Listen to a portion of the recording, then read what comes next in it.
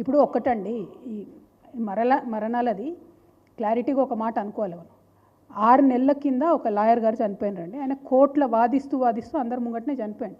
Heart attack వచ్చింది అని చెప్పిండ్రు. అది 6 మంత్స్ అయిపోయింది. ఆ తర్వాత ఇంకొక హత్య జరిగింది భూపాలపల్లిలో.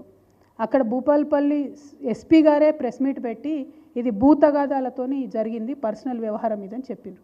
ఆ తర్వాత నిన్న మొన్న దుబాయ్లో ఎవరో వ్యక్తి చనిపోయినారు, ఆయన ఏదో నిద్రలనే చనిపోయింది అనేటటువంటి విషయం ప్రధాన పత్రికలన్నింటిలో కూడా వచ్చినటువంటి విషయం. వీటన్నిటికీ మా పార్టీకి మా కుటుంబానికి ఏం సంబంధం అండి? దీని వెనుక మేమైతే కుట్రకోణం చూస్తూ ఉన్నాం. డెఫినెట్గా ఇది కేసీఆర్ గారి కుటుంబం మీద కుట్ర తప్పితే ఇంకొకటి లేదు.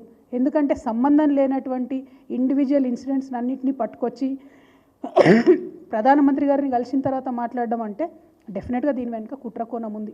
నేనే కదండి డైరెక్ట్ సాక్ష్యం, బలైంది నేనే కదా, నేనే సాక్ష్యం ఉన్నా ఇక్కడ. సో డెఫినెట్గా కుట్ర ఉంది. నేను ఇవాళ ఈ పత్రికను చూపించడానికి కారణం ఏంటంటే నాకు ఆ పత్రిక మీద అక్కసు కాదు, ఈ హెడ్లైన్ చూడాలి. దేని ఆధారంగా ఈ హెడ్లైన్ వచ్చింది?